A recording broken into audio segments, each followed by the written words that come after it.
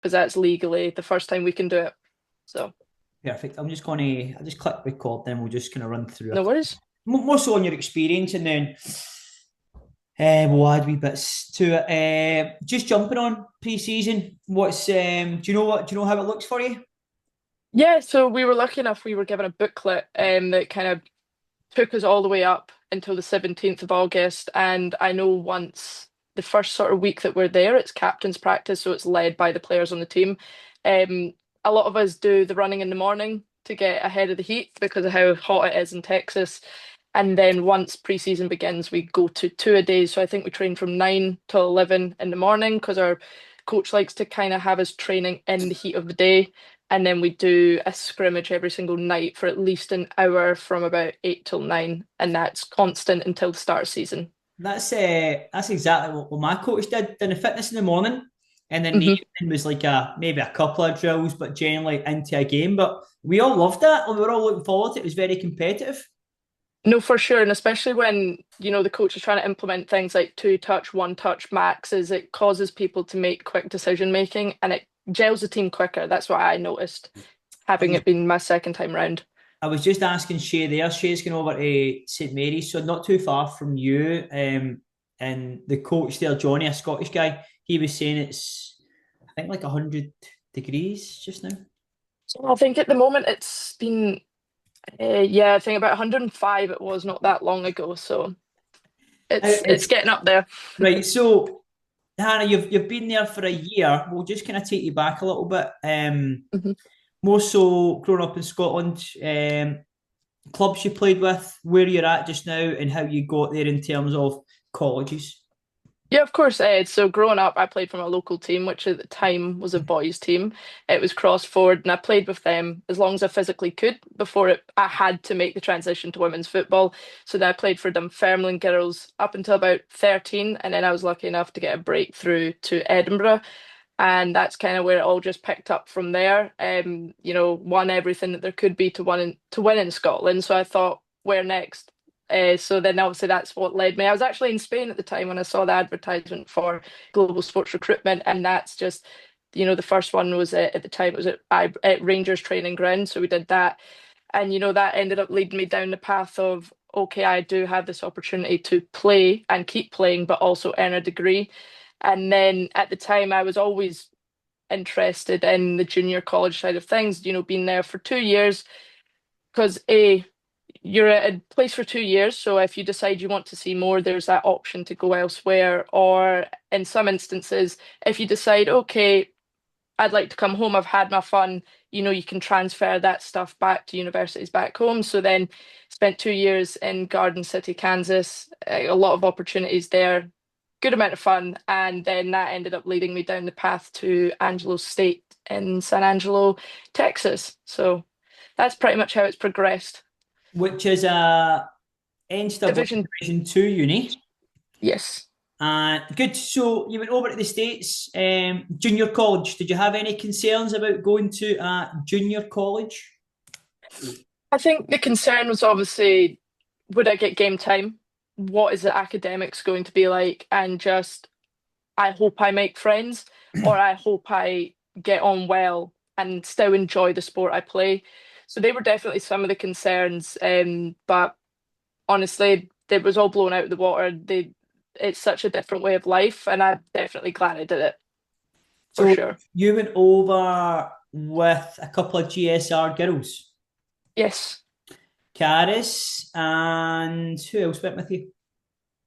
Well, I know that year, I think, is it Kerry Thomas? Ailey? Well, Kerry was already there. Already there. She was already there. So Caris, I played with her what would be her second year, so her sophomore year, Okay. and my freshman year. And did that help having you had quite a few internationals on the team? Yeah, for sure. There was, well, the last thing I thought I'd ever see would be a boy from Glenrothes being in the middle of nowhere in Kansas. So, it was a very highly international team, but more European focused. So that's always makes things a lot easier. And obviously, Karis and I played at Hibs together, so it was almost that surreal moment of oh, we've went from kicking a ball about in the fields in Edinburgh to oh, we're now playing in Kansas or we're playing in Oklahoma, Colorado. It's kind of a It's a real moment. Having experienced 2 years in the NJCA or junior college, is that something you'd recommend to girls to look at? Definitely having gone to then a 4 year and seeing how obviously the coaches invest in your freshmen's and even your second years, but a lot of them, dependent of other than maybe a few outliers, don't really see proper game time until they get potentially to their second or third year. So a lot of them I've said, say if you guys had gone down the junior college route, you'd have developed as players, you'd have had the opportunity to get film and have the opportunity to play against girls from all across the world, which is helpful when you go to that next step. So I would definitely recommend the junior college route. And even from the academic standpoint, I've not noticed a difference between, the classes, the jump in level from junior college to university, which I know a lot of people are frightened about because they think, oh, it's going to be 10 times harder. It's the same or similar size classes, so I can't complain on that end either. Good. Tell us a little bit about life in Texas, food, culture, people. So Texas is definitely obviously there's a lot of state pride in that state because they see themselves as the Lone Star State, but everyone's lovely there. Despite being the only international on our team, there's a the girls treat you as one of your own. That's how I see it. They're lovely. Obviously, Texas is known for its barbecue, so we go there quite a lot. Very lucky, live off campus, so I have the opportunity to have like my own sort of freedoms in that regard, go about as I please. And I'm very lucky enough, it's not necessary, but I'm fortunate. I've got a car now, so that allows me to see other places of America or, drive down to San Antonio and fly here, there, and everywhere across the states. So, no, the girls are lovely. I've stayed in a couple of their houses. Everybody's so accommodating. That's one thing I'll definitely say. That's cool. You've got a car. I had a couple of cars when I was over there. So my very first one of the maybe my skin into my second year. One of the Japanese girls was Hmm. graduating, so she's like, "I'll sell you my car for like $600." Now, it Yeah. wasn't the best car you've ever seen in your life, and it got me about. But it's good to even experience that and have a little bit of independence to, whether you want to go to the bigger. So for us, the closest city was Nashville, or Okay, yeah. can I go and do things? I didn't know you were the only international on the team. Yeah, only international. So that was, to be fair, that was something I didn't actually look at beforehand. However, our coach is from South America Right. and he has a lot of ties. He knows about Rangers, so I can't complain about that. So he's very football oriented and he's an Arsenal supporter, so it was match made in heaven in that regard. So and Yeah. our even our head coach, I'd say he's a well-traveled American. He's spent a lot of time in Europe, and that was when he was asked to design the soccer facility that we have, he wanted to base it off of European style stands and football, and that's why we're lucky enough to play on grass, which I didn't think I would have, especially in Texas, but I'm not complaining about that. Excellent. So, South American coach, how did they come about recruiting you from junior college? So obviously at the end of the season, yeah, there was emails sent out, and obviously on my end, Corey helped with that. But they reach out to you via email, text message. A lot of them will phone you directly, which obviously is quite exciting at the time. And then you have the opportunity to look up what they offer, the level that they play at. And for me, I dealt directly with the head coach. So it was Travis that spoke to me the entire time, obviously on WhatsApp. And, we phoned a couple of times just, to see because he understands it's a huge commitment and he offered for me to get a visit down there. So that was huge. That kind of gives you a full immersive experience. And that's essentially how it was. It was phone call, text messages, just kind of keeping on top of each other, asking obviously to see our highlights and obviously game footage as well. That was the biggest thing, against good ranked opponents, which we're lucky enough to have in the league that I played in. So that's essentially how I got recruited down that neck of the woods. I think it's good looking. Obviously, America's so big, so you can't go and visit Hmm. universities if they're expensive to go and travel to and stuff. So it's good that you got something not too far away and you could go down and check it out, meet all the Yep. girls. how did the visit go? Did they put on like a little separate game for your session? And oh, I don't know if he can be there with the rules not, but did they try and make it that you kind of got to meet everyone and visit everyone? Yeah, so I got to meet everyone, see the locker room, see the facilities. I think at the time it was near the end of their season, so they weren't in the springtime at least. So they were finished with training because they'd played their last spring game. But you still got to meet all the girls, see the locker room, and that gives you, I guess, you can't you it's the best show of what the program's going to be like.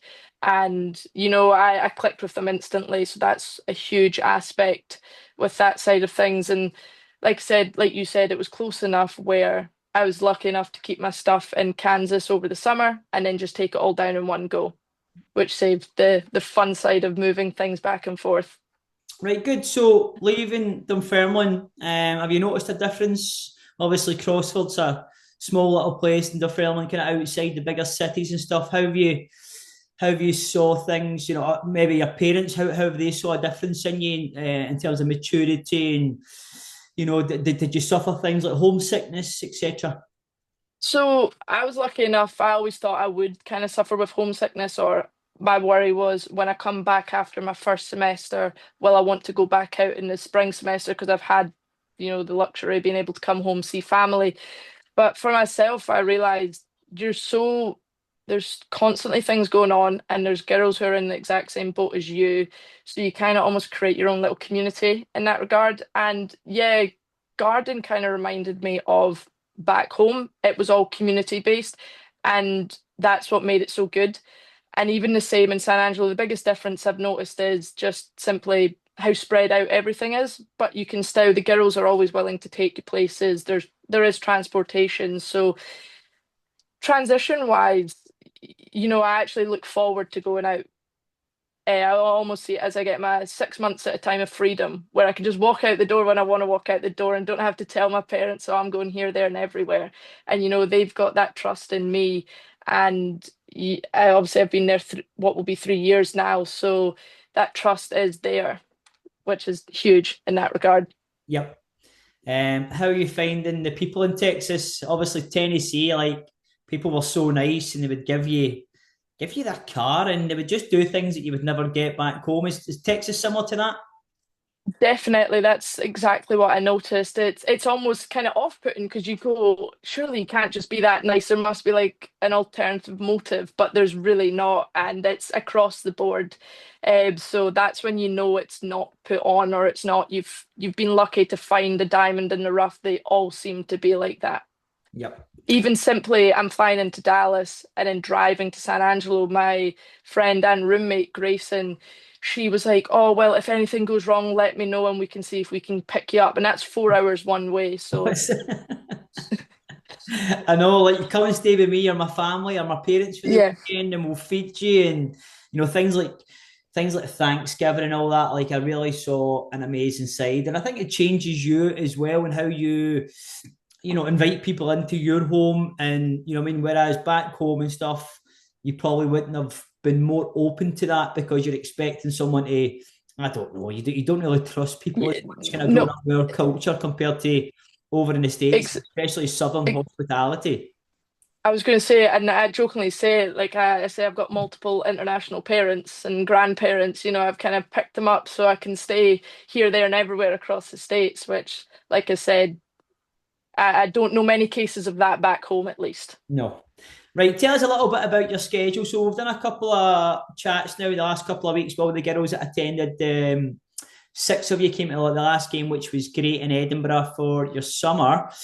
Chatting to the parents and stuff was really good, and even the young players are maybe a little bit unsure about leaving home and what it's like. Hmm. And tell us a little bit about especially during fall season, which is the full-on soccer season. How do you tell us a little bit about your day to day there in terms of going to class, training, studying, cafeteria, or cooking at home, and then your matches.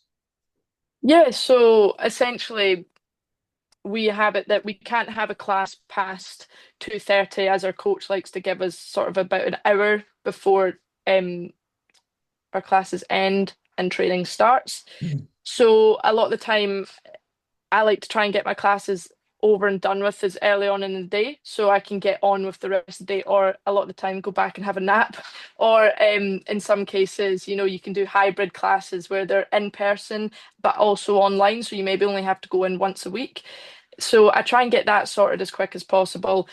Once that's done, training starts at 3:30. However, you know, if you're starting at 3:30, I like to get there at 3 because warm up begins at 3:15 so that we can hit the ground running. And essentially, being 15 minutes early is equivalent of being on time. That's how I see it. So yeah, I'm technically there half an hour beforehand, but it means you're not rushing. It means you're not, oh, I've forgotten this, I've forgotten that. And we're lucky enough, our football boots are kept there, so we just come in, grab them and go, and it allows you to get our like BPs on so we can get tracked.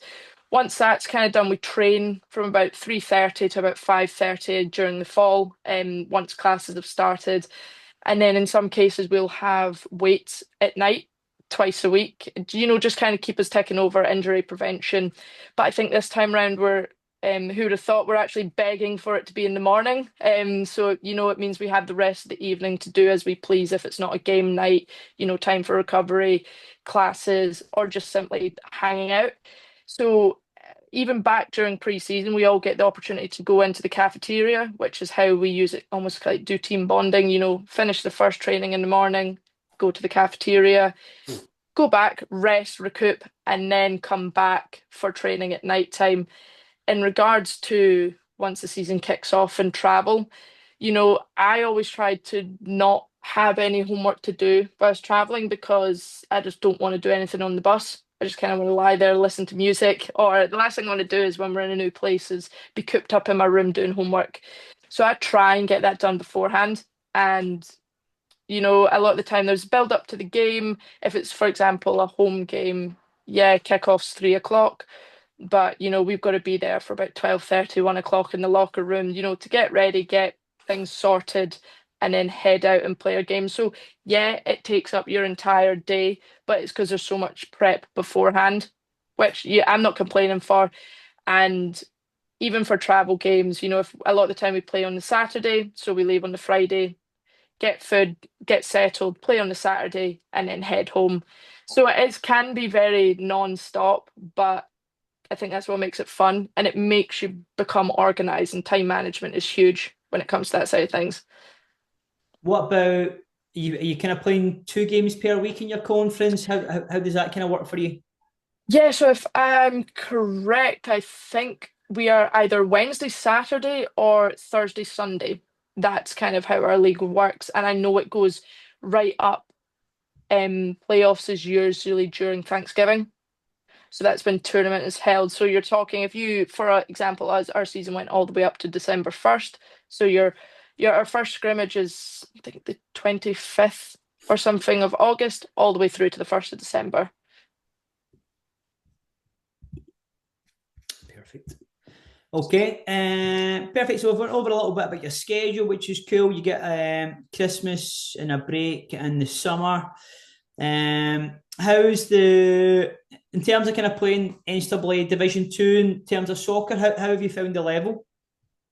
There's definitely a big step up, and what I've noticed is the caliber of player, not just from a technical standpoint, but even from an athletic standpoint, is it's a very, very good level, especially even in the Lone Star Conference. You've got players that even players on our team, I'm seen as one of the smaller ones on the team because our centre backs are 6 foot and 5'10", and it's not only do they have the height, they also have the speed, which I would say back home you get an occasional technical player or you get a tall player, but usually not in the same package. And it's the physicality and the speed that's the biggest part that I notice. But in fairness, the what I know they say they like about internationals is this like the soccer IQ side of things. Like we usually tend to be technical, and we a lot of times we can fit into the team. So definitely the speed of player and the type of player that you see is pretty level across the board, which is at times can be frightening when you see a team full of girls that are probably 5'10". You go, though, not many of them exist back home. in leagues. So Right, perfect. Okay, last couple now. It's more so just kind of what advice would you give young female players? Would you recommend going over to the States? Have you enjoyed the experience? Would you offer any advice? It's maybe players that are a little bit unsure if they want to go and take the step. yeah, no, I definitely say it's a great thing to do. My biggest, or one of my biggest reasons was everybody these days seems to have a bachelor's degree, and it's how do you make yourself stand out in ways that others don't have the opportunity to? So not only can you say, I've been away from home for 4 years, studied, learned a new way of life, I've also been able to manage, my time schedule, playing football. It shows dedication beyond just being able to gain a degree. So I would definitely say for the young girls wanting to go out, they should definitely do it. It's the closest you can get to being a full-time footballer. If it's not something you want to progress afterwards, at least you can say, I've experienced what it's like to have access to top facilities, meet girls from all around the world. It's like I said, it's a completely different way of life, and I would definitely recommend it. It makes you unafraid to take on anything after it because you've done it all. So what else can life really throw at you in regards to your job or travel, or it makes you self-independent, which is huge. And I think that's independence is the biggest thing. And you can handle it on your own. And what about future plans? What do you've got? So you're going to your senior year. So you've got one more year. Yeah. What's your thoughts on the next step? Come back to Scotland, stay and do your masters. What you thinking? Well, that's the thing. I graduate this December, which means I've got 7 months left on my visa. And due to the degree that I'm seeking, I'm able for the OPT status, I can get the 2 years because it's deemed a STEM subject. So I'll see what jobs are available, even if I have to come home for a couple of months, after December, settle myself. I definitely see I want to at least experience working in the States slash living in the States, even if that's on a temporary basis. I just want to have that opportunity to say that I've done that. And if it progresses into something else, well, so be it. I'll take it, kind of go with the flow. So I think my plan is to either potentially do a GA role because I know that that leads to opportunities such as your master's being played for, because obviously my 4 years will be up in regards to playing eligibility. So if I could get a master's at least subsidized, I'm not going to complain about that. It doesn't hurt to become more educated and just kind of see where it goes from there. Yep. I think that's good. I think I stayed to do my OPT. I had an option to go and do my masters, and I was like, right, I'll do my OPT, make some money after being Hmm. a skint student for a few years, right? Yeah, 4 years. And during that period, I was like, right, I want to stay in America forever. I loved it, loved everything about it. And then when I done my OPT, it kind of changed things a little bit. I just kind of thought, okay, maybe the time's right to kind of go back home and give it a wee yeah. bash at home with my degree. And then Hmm. many players stay over there and go and make contacts and go and do their masters and go into coaching or continue with your degree that you've earned. Or I think in that year you can actually find a lot out if it's going to be the right step for you. Or you know what, I want to go back and see. Ex ex exactly. I'd rather regret doing it than regret not doing it. That's kind of how I see it. Perfect. Okay. All right.